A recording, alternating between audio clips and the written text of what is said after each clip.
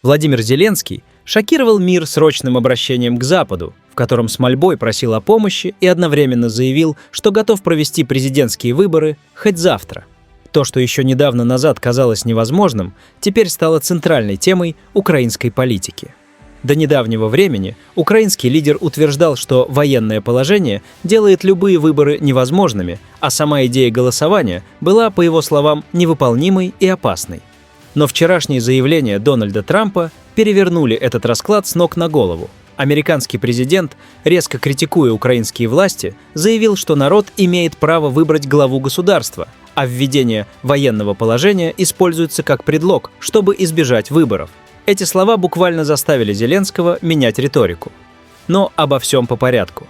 Нажмите на паузу, подпишитесь на нас и обязательно поставьте лайк, а мы продолжаем.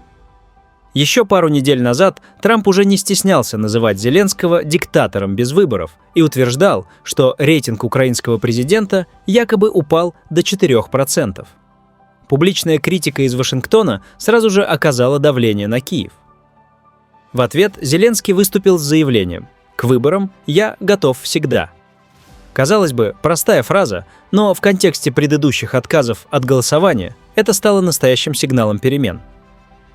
В отдельном обращении украинский президент уточнил, что выборы возможны при обеспечении безопасности со стороны западных стран и при соответствующих юридических изменениях внутри страны.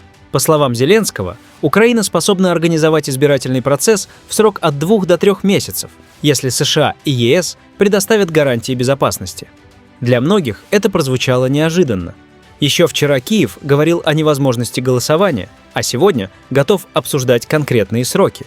Более того, Зеленский поручил депутатам проработать изменения в законодательстве, чтобы выборы можно было провести даже в условиях военного положения.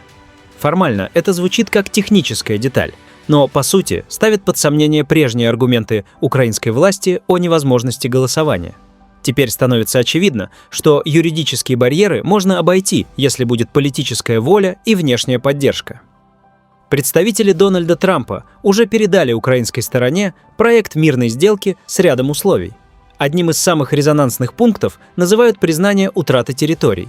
Кроме того, Трамп оставил Киеву всего несколько дней на ответ, создавая ощущение, что время на маневр крайне ограничено. Похоже, что речь идет не только о выборах, но и о стратегической перестановке сил, где Трамп открыто намекает, что период президентства Зеленского закончился. На фоне этого давления внутри Украины усиливаются слухи и спекуляции.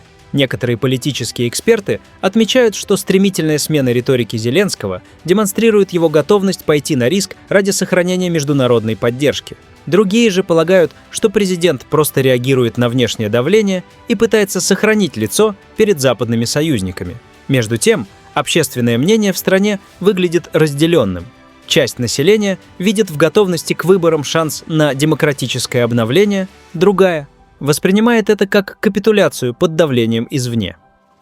Параллельно с этим Зеленский активно использует медийное пространство. Его обращения транслируются по всей стране и за рубежом, а заявления о готовности к выборам подчеркиваются как шаг к демократии и европейским ценностям. На фоне критики Трампа и заявлений о диктаторских амбициях украинский президент пытается показать, что он все еще способен принимать самостоятельные решения, но лишь при условии международной поддержки. Этот тактический ход позволяет ему сохранить лицо перед населением и западными партнерами одновременно. Между тем, ситуация на дипломатическом фронте продолжает оставаться напряженной.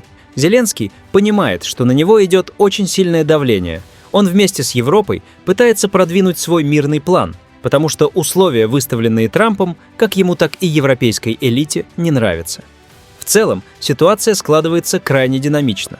Из невозможного голосования превращается в возможное, но при жестких условиях. Давление со стороны Дональда Трампа, ожидания западных партнеров и внутренние законодательные изменения создают уникальный политический коктейль, в котором каждый шаг имеет решающее значение. Для Владимира Зеленского это не просто вопрос выборов, это, возможно, его конечная остановка, а, возможно, все это какой-то хитрый план украинской власти. Именно поэтому последние заявления украинского президента вызывают такой резонанс. Мир видит, как быстро меняется ситуация и насколько хрупка позиция лидера. То, что еще вчера казалось невозможным, проведение выборов при военном положении, сегодня обсуждается как вполне реальный сценарий.